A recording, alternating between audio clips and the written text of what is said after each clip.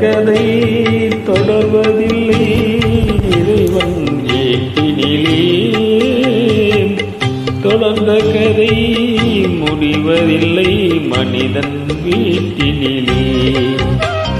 நினைப்பதெல்லாம் நடந்து விட்டால் தெய்வம் ஏதுமில்லை. நடந்ததையே நினைத்திருந்தாள் அமைதி